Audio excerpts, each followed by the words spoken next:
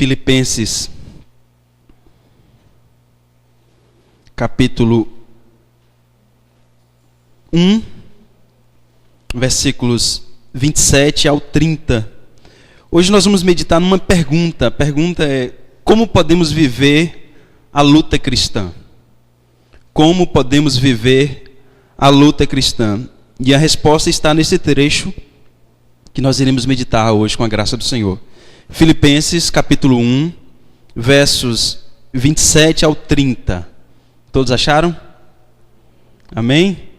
Então eu vou ler mais uma vez, os irmãos acompanhem por gentileza, a partir do versículo 27 até o 30. Filipenses, capítulo 1, versos 27 ao 30. Diz assim a palavra do Senhor: Vivei, acima de tudo, por modo digno do Evangelho de Cristo, para que, ou indo ver-vos, ou estando ausente, ouça no tocante a vocês, que estão firmes em um só espírito, com uma só alma, lutando juntos pela fé evangélica, e que em nada estáis intimidados pelos adversários, pois o que é para eles prova de evidente perdição, é para vocês de salvação, isto da parte de Deus. Porque vos foi concedida a graça de padecerdes por Cristo, e não somente de crerdes nele, pois tendes o mesmo combate que viste em mim, e ainda agora ouvis que é o meu. Amém?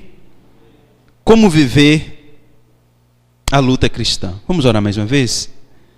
Pedindo ao Senhor graça, que Ele fale aos nossos corações, que eu e você possa ser edificado pela palavra do Senhor, que ela venha cair na boa terra dos nossos corações, e que Deus traga a nossa mente cativa a Cristo Jesus, e todos nós, sem distinção, venhamos ser edificados pela palavra do Senhor. Feche teus olhos, por gentileza.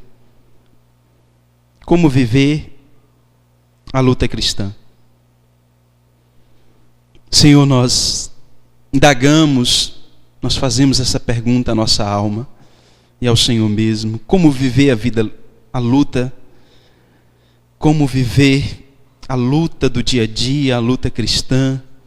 Mas graças a Deus, ó Pai, que podemos viver esta luta na Tua presença. Podemos viver essa luta cristã de forma coerente, como cidadãos dos céus. Podemos viver a luta cristã de forma unida no Senhor.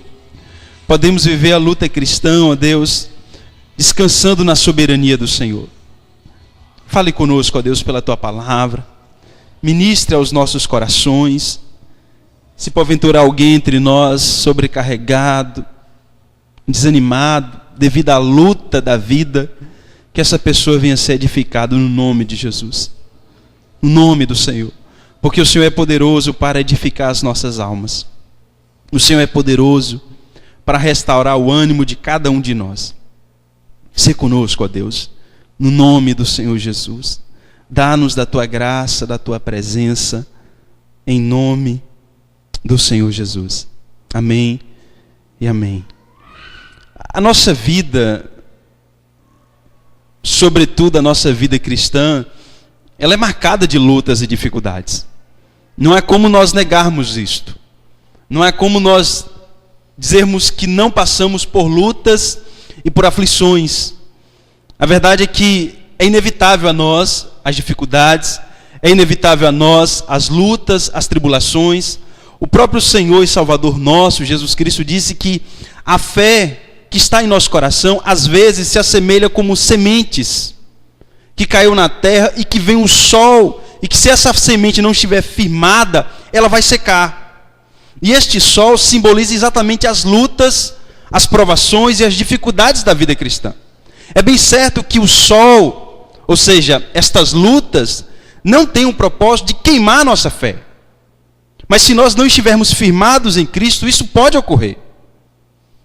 Se nós não estivermos olhando para o alvo, que é Cristo, o autor e consumador da nossa fé, o sol, que tem como propósito amadurecer essa semente da fé, fortalecer o nosso coração, dar-nos experiências com Deus, pode sim, infelizmente, secar a fé que há no nosso coração. E como disse Jesus, aquela planta que deveria crescer, que deveria ser viçosa, cheia de vida, de seiva, seca, devido ao calor do sol. E a gente precisa reconhecer como cristãos que, estando no mundo, não estamos isentos de lutas e tribulação. A vida minha e tua é marcada por lutas e tribulações também. Em 2009, nós comemoramos, dando graças a Deus pelo nascimento de João Calvino. Os irmãos conhecem, já ouviram falar, já leram algo sobre ele. É bem certo que ele não é o nosso Deus, é bem certo que ele não é o nosso Salvador, não tem mérito para isso. Todavia, nós temos aprendido com João Calvino, e assim como os outros santos do passado. E se lermos a história de Calvino, ela também foi marcada de lutas e tribulação.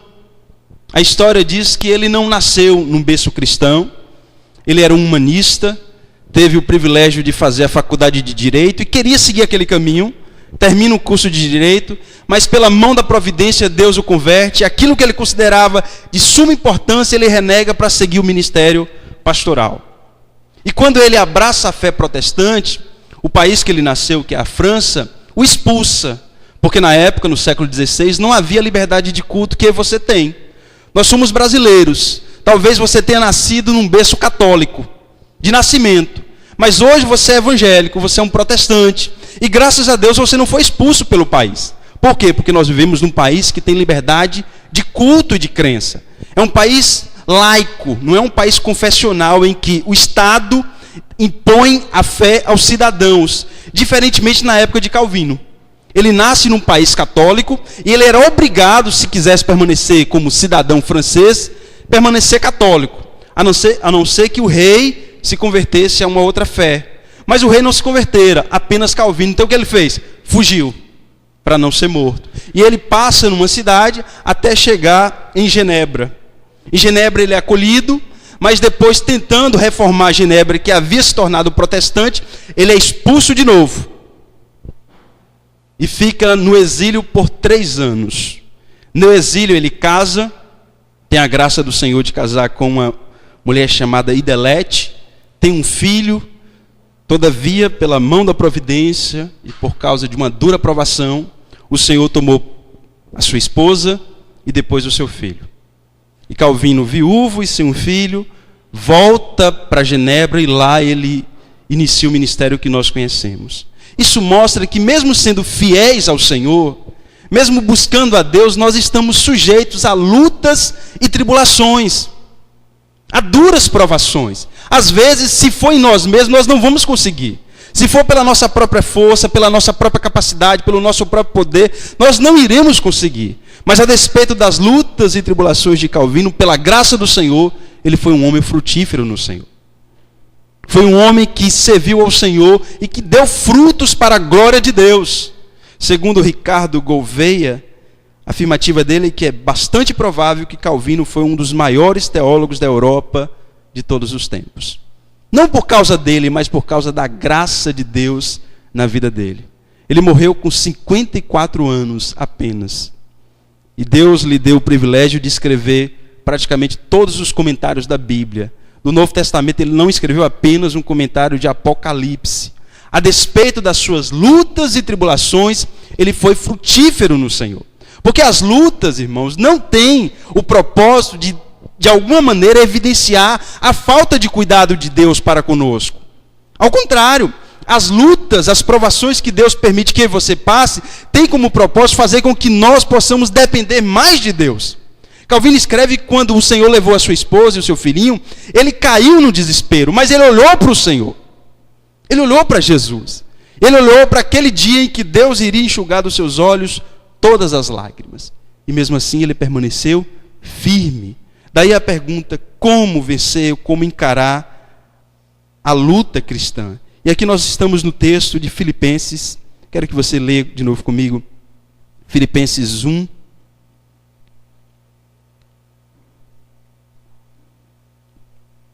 Filipenses capítulo 1,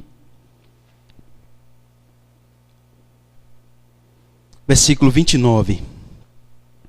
Filipenses 1, 29 diz assim: porque vos foi concedida a graça de padecerdes por Cristo, e não somente crerdes nele. 30. Pois tendes o mesmo combate que vistes em mim e agora ouvis que é o meu. Paulo vai dizer que Deus nos deu a graça, ou seja, o favor, o privilégio de padecermos por Cristo e também de estarmos no combate. A ideia de padecer aqui vem da ideia de paixão, no sentido de sofrimento.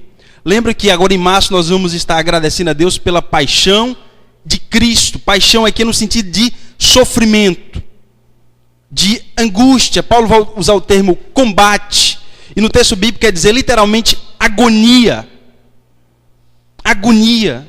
Porque às vezes é isso que acontece conosco. Nós estamos numa adversidade, num combate ou numa agonia. Seja por causa das lutas do dia a dia, seja por causa da nossa fidelidade a Cristo. O fato é que as provações às vezes em nós surgem como se fosse uma paixão, ou seja, um grande sofrimento. Um combate, uma agonia. E que se nós não estivermos firmados em Deus, isso vai ser para nós uma evidência de perdição. Paulo vai dizer isso, olha, se nós não estivermos olhando para o alvo, que é a palavra de Deus, que é Cristo, as lutas, os combates, as agonias da fé, podem se tornar uma evidência de perdição, apesar de não ser o propósito. Ele vai dizer isso. As pessoas que não creem em Deus, as pessoas que não estão olhando para a palavra, quando passa por uma provação, ao invés de confiar na divina providência, começa a dizer, Deus não me ama. Deus se esqueceu de mim. Deus não ouve minha oração. Eu estou sozinho. Eu estou perdido. Isso é evidência de que Deus não quer o meu bem. Isso é evidência de que eu não sou filho de Deus. Comece a raciocinar no seu coração. Já que eu sou filho de Deus, eu tenho que necessariamente não passar por lutas e por provação. Por isso que Paulo diz que aquele que não está em Cristo, quando passa por luta, aquilo se torna uma evidência de perdição. Todavia nós sabemos que o combate, o sofrimento é uma realidade, e essa realidade que aconteceu na vida de Calvino, na vida de Paulo e na minha vida e na tua vida, não é evidência de perdição, mas sim de que Deus está trabalhando na minha vida e na tua vida. De que nós precisamos amar o Senhor mesmo nas lutas e provações. Quer você aceite ou não, você vai passar por lutas. Lembra do que disse o nosso Senhor? No mundo tereis aflições. No mundo teremos aflições.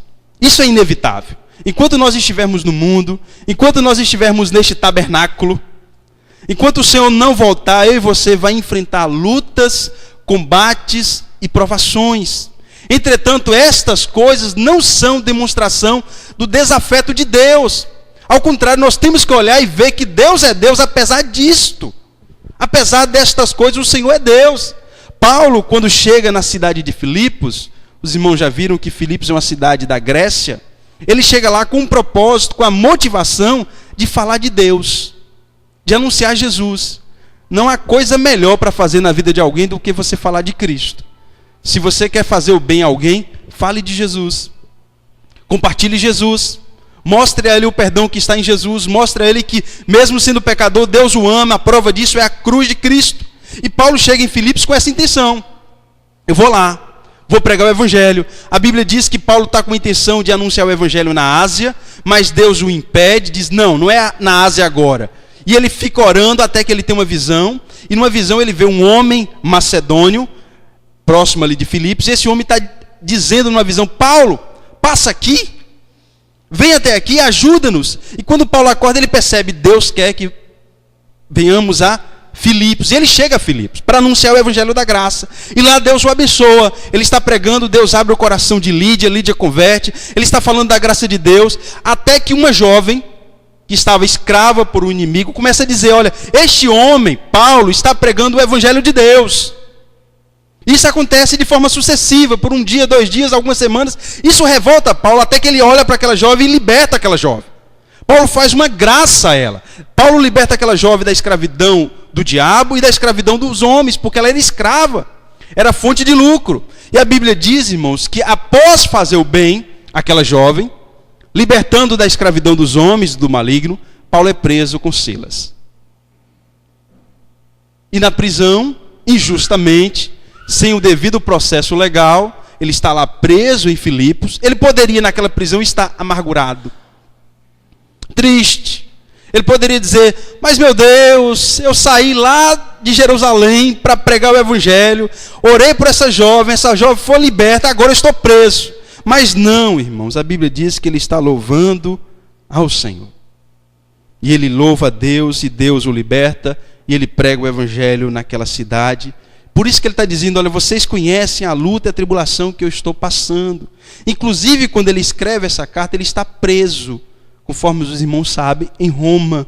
Não porque era um criminoso, não porque era um malfeitor, mas porque era fiel ao evangelho de Cristo Jesus. E na prisão ele escreve essa carta, a carta aos Filipenses. Por isso que no final da sua vida, a sua conclusão é que todos aqueles que desejam viver piedosamente passarão por perseguição. E aí vem a nossa pergunta: como podemos viver a luta cristã? A primeira resposta está no versículo 27. Filipenses 1, 27, vamos ler?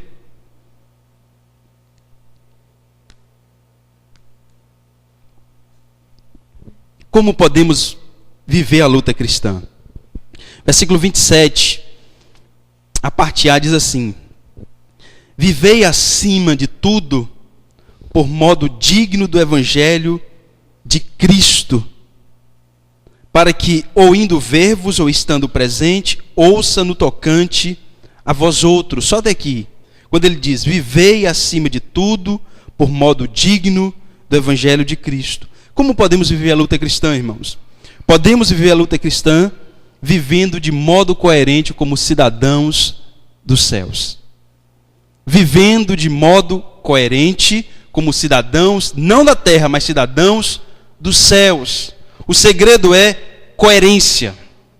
Quando Paulo diz: vivei acima de tudo de modo digno do evangelho, ele está dizendo: como cidadãos do evangelho, cidadãos dos céus, vivam de modo digno. Como cidadãos não da terra, mas cidadãos dos céus, vivam como tais, mesmo na terra. É aquela oração de Jesus. Jesus vai dizer isso a nós, na oração sacerdotal: Pai, eu não peço que o Senhor os tire do mundo, mas que os livre do mal. Se nós queremos viver a vida cristã, a luta cristã agradável a Deus, nós temos que viver de modo coerente como cidadãos dos céus. E aqui Paulo está escrevendo a uma cidade que era colônia de Roma. E ser cidadão romano era um privilégio para poucos. Paulo vai pegar exatamente esse gancho da cidadania romana para dizer: olha, nós temos uma cidadania muito mais importante, muito melhor do que a cidadania romana, que é a cidadania dos céus. Na época de Paulo, alguém pagava fortuna, irmãos, para ser um cidadão romano. Porque ser cidadão de Roma e não de uma colônia, e não de um país escravo, trazia privilégios econômicos, sociais, políticos. Um cidadão romano não poderia ser condenado sem um devido processo legal. Inclusive, isso acontece com Paulo. Se os irmãos em casa, eu espero que façam isso, se vocês lerem Atos capítulo 16, vocês vão perceber que Paulo, após libertar aquela jovem, ele tira dos senhores daquela jovem a fonte de lucro. Porque aquela mulher, como eu disse, era escrava tanto do diabo como também dos homens. Na época havia o regime de escravidão. E algumas pessoas fizeram daquela jovem que tinha um espírito de adivinhação fonte de lucro. Quando Paulo, pelo poder de Deus, liberta aquela jovem, ela não tem mais a capacidade de adivinhar. Então os donos delas perdem a fonte de lucro. Por inveja, por maldade, eles prendem Paulo. Mas Paulo era cidadão romano. E um cidadão romano jamais poderia ser preso sem um devido processo legal. Muito menos sofrer a sanção, a pena, sem um devido processo legal. E isso havia acontecido. Porque as autoridades de Filipos achavam que Paulo não era cidadão romano e apenas um cidadão judeu. Por isso essa valorização que tinha a cidadania romana. Como eu disse, pessoas pagavam fortunas para ser cidadão romano. Um cidadão romano jamais poderia ser crucificado. Ele teria que ser morto ou por decapitação, ou por enforcamento. Porque a crucificação trazia muito, muito infortúnio. Não é à toa que a tradição diz que Paulo, diferente de Pedro, não foi crucificado, mas sim decapitado. E aí Paulo, sabendo do privilégio de ser cidadão romano, pois ele também era cidadão romano, ele diz: olha, vocês, nós que estamos em Cristo, não somos cidadãos de Roma, mas somos cidadãos do Evangelho de Cristo Jesus. Cidadãos dos céus, cidadãos de Deus. Nós estamos, mesmo nessa pátria, nós fazemos parte de uma outra pátria, que é a pátria dos céus. Isso é um grande privilégio dado por Deus. Por isso que João, o apóstolo, quando está falando sobre essa nossa cidadania dos céus, está dizendo: olha, Deus nos deu o privilégio de receber isso, não pelo poder da carne, mas sim, nem do sangue, nem da vontade do homem, mas porque nós cremos no Filho de Deus. E ele, na sua primeira carta, capítulo 3, versículo 1, diz: vede que grande amor nos tem concedido o Pai, a ponto de sermos chamados filhos de Deus. Nós que cremos em Jesus somos filhos de Deus, cidadãos dos céus. Você tem uma cidadania terrena porque você é cidadão brasileiro, mas se nós cremos em Jesus, nós temos um privilégio muito maior, porque a cidadania terrena um dia vai passar. No dia que nós morremos, nós deixamos de ser cidadãos brasileiros.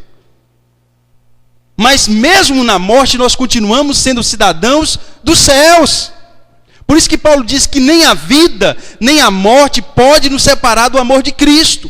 O único elo que nós temos na cidadania terrena, irmãos, é o nascimento com vida e a vida. No dia que nós morremos, você deixa de existir para a pátria terrena. Mas para Deus não, mesmo na morte nós continuamos vivos em Deus.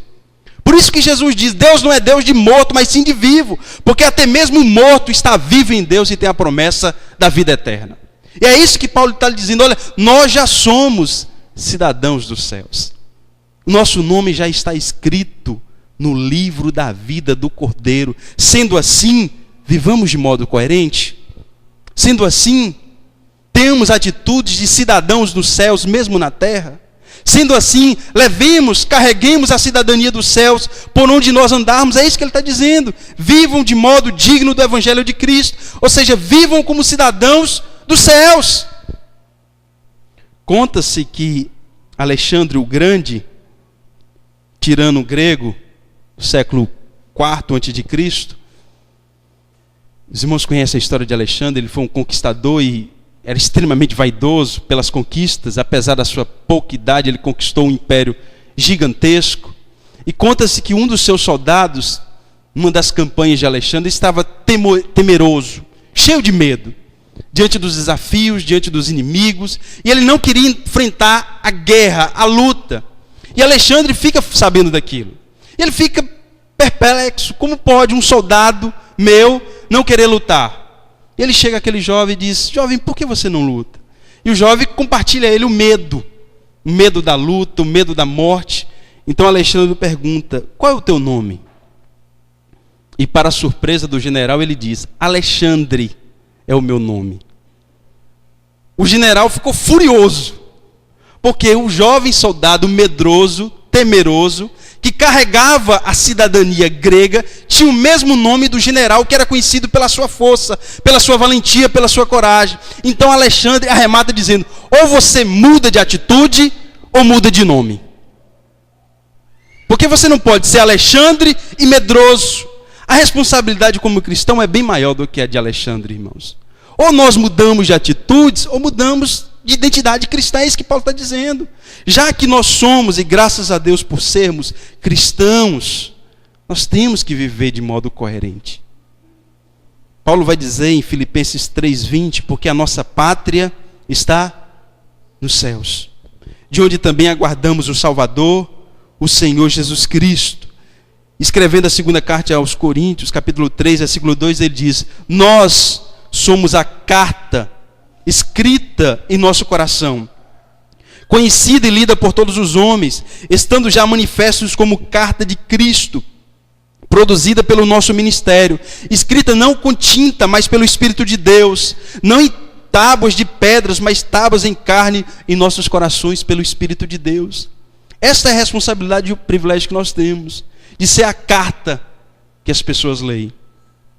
Eu ouvi uma frase de um colega de ministério e ele disse uma verdade. As pessoas que não conhecem a Jesus, lê em Jesus pela minha vida e pela tua vida. Nós que somos cristãos. As pessoas que não leem a Bíblia, as pessoas que não têm acesso à palavra de Deus, por algum motivo, eles conhecem a Jesus por aquilo que nós cristãos demonstramos de Jesus. É isso que Paulo está dizendo, nós somos as cartas de Cristo. As pessoas leem Cristo por nós.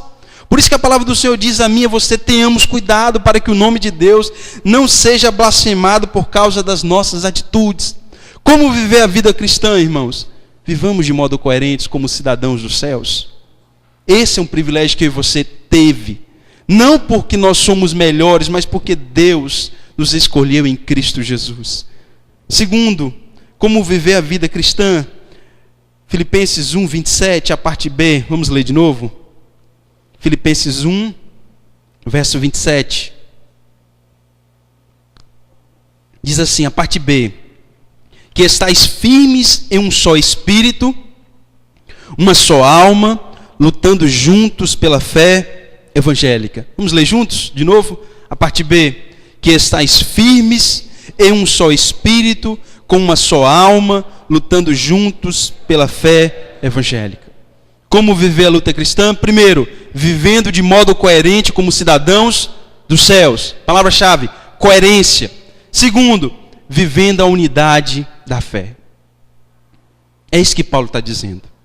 Nós somos filhos de Deus e nós devemos estar firmes em um só espírito, em uma só alma e lutando juntos pela fé evangélica. Eu estava dizendo para os irmãos ali antes de orar, o privilégio que nós temos de sermos o povo de Deus. Nós somos diferentes em nacionalidade. Alguns de vocês, como eu, talvez não nasceu na Paraíba, mas Deus nos trouxe para cá.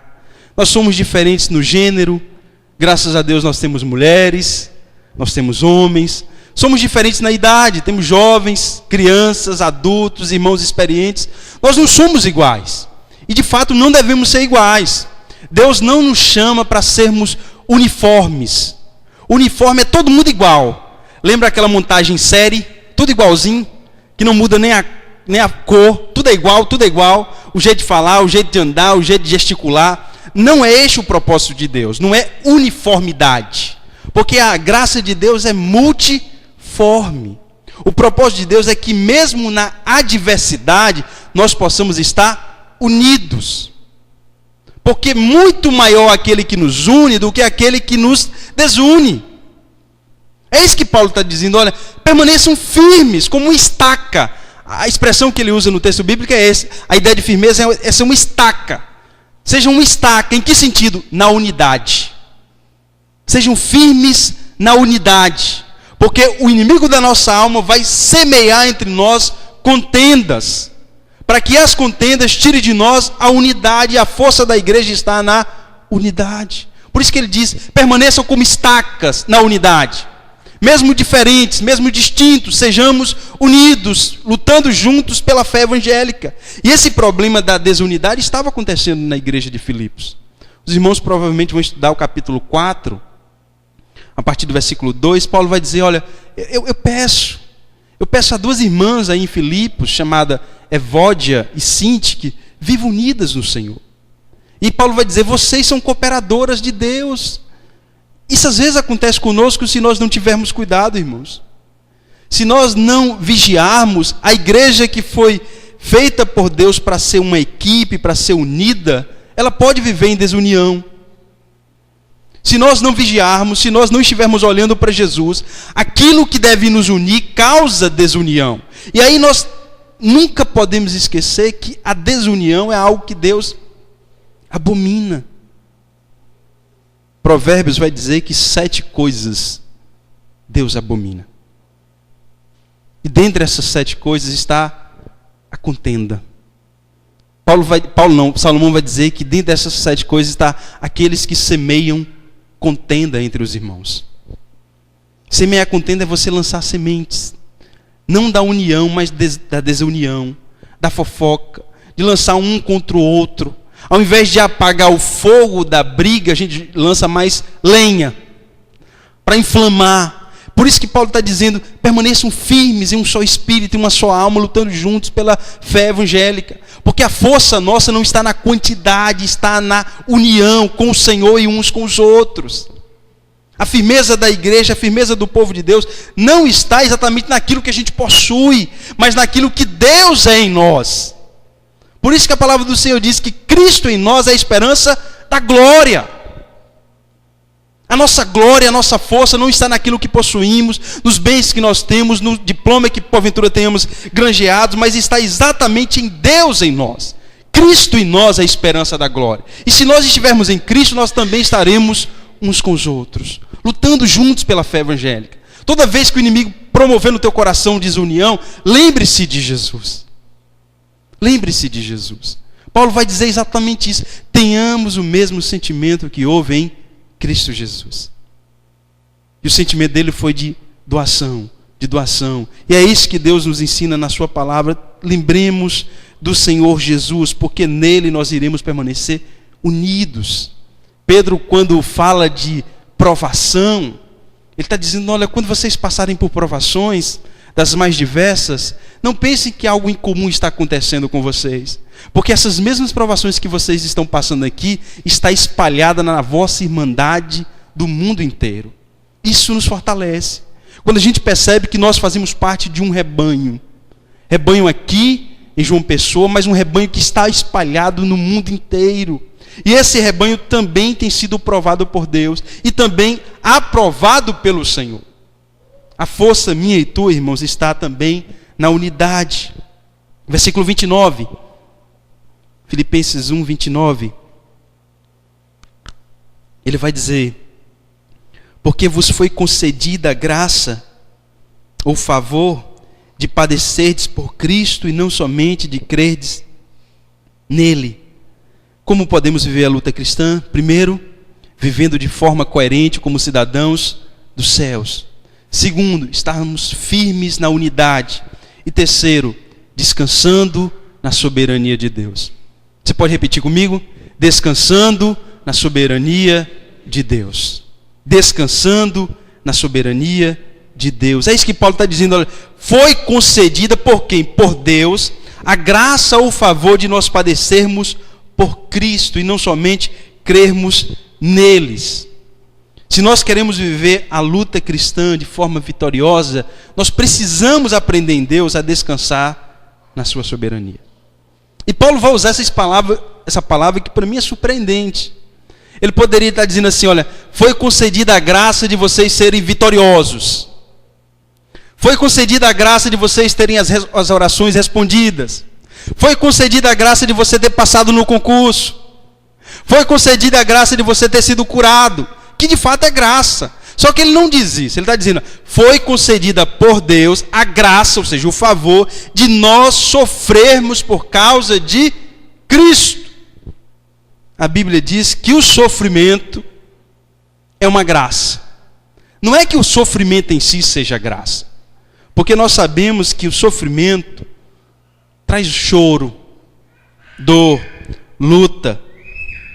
E Deus, na sua promessa, promete que um dia Ele vai enxugar dos meus olhos, dos teus olhos, toda lágrima. Não haverá morte, já não haverá luto, nem pranto, nem dor, porque essas coisas já passaram. Mas enquanto essas coisas novas não vêm, ou seja, o reino de Deus não vem de forma plena, é necessário ainda o sofrimento. E o sofrimento é uma graça segundo o texto bíblico. E Paulo tinha essa convicção. Por que o sofrimento é uma graça, irmãos? Porque mesmo no sofrimento, Deus é Deus. Mesmo na luta, na provação, Ele é o meu Pai, o teu Pai.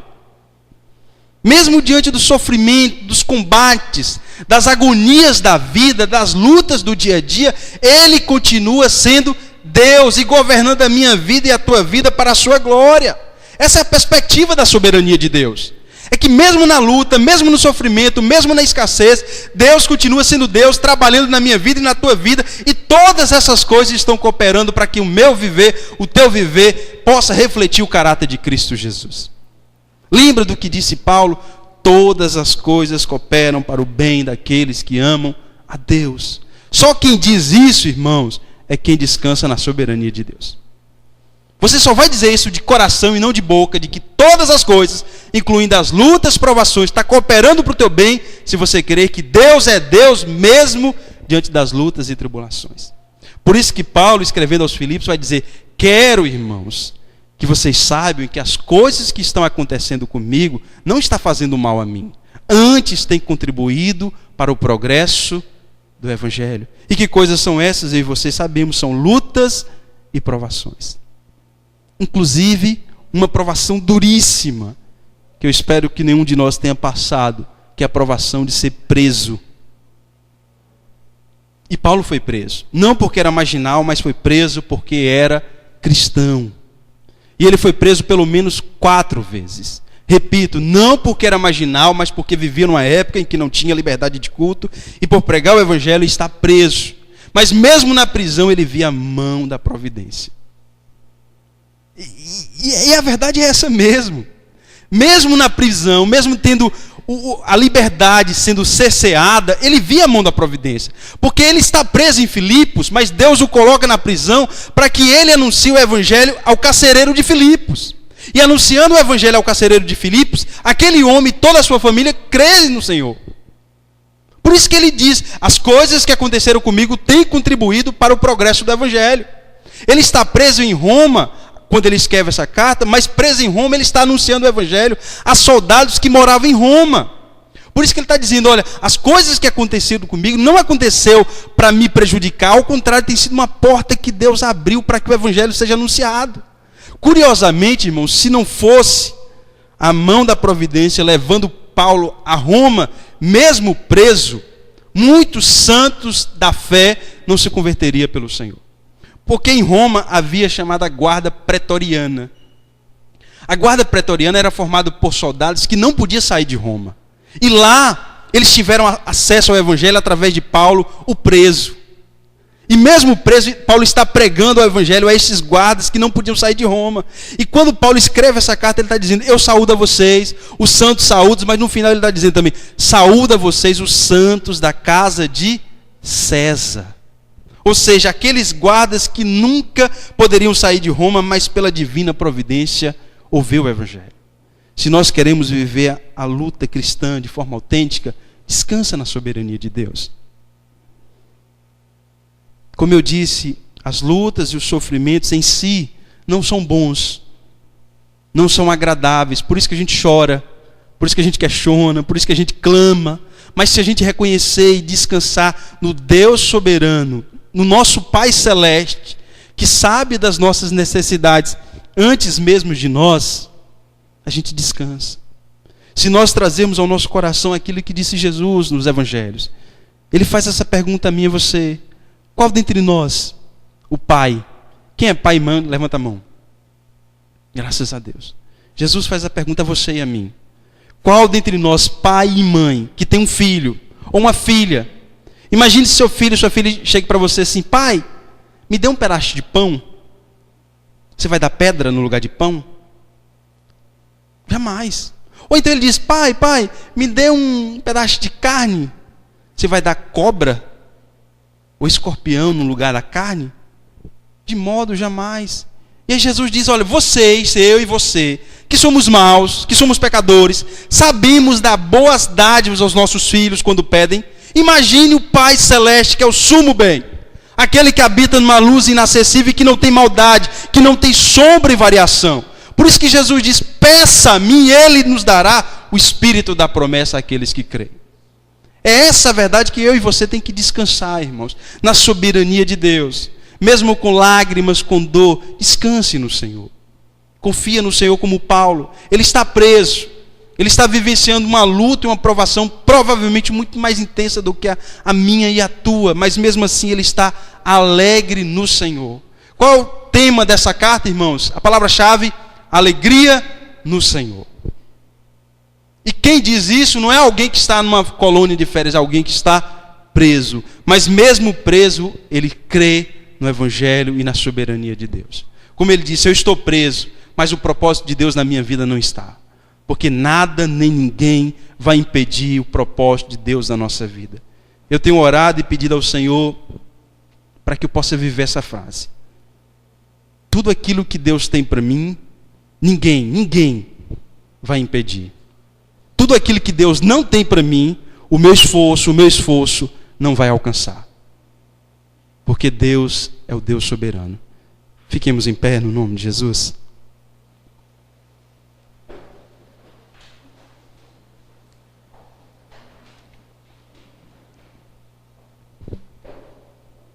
Em nome do Senhor, vamos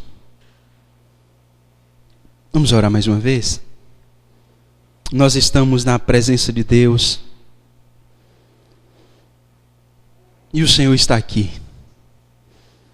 Ele está aqui comigo, contigo. Ele conhece o nosso deitar, o nosso levantar. Tudo aquilo que Deus tem na tua vida, ninguém vai impedir. Porque não há ninguém maior do que o nosso Deus. E tudo aquilo que Deus não tem para a tua vida, os teus esforços não alcançarão. Porque você não é maior do que o nosso Deus. Então descansa no Senhor. Descansa no Senhor. Como diz a palavra de Deus, entrega o teu caminho ao Senhor e o mais Ele fará. Vamos orar ao nosso Deus. Deus de toda graça, de toda bondade, nós louvamos, ó Deus, pela tua palavra. Mesmo diante de lutas, de combates, de provações, sabemos que todos aqueles que querem viver piedosamente passarão por perseguição. Mesmo diante delas, nós descansamos em Ti, Senhor. Porque o Senhor é o nosso Deus. Aquele que nos abençoa, que nos guarda, que nos livra de todo o mal. Obrigado.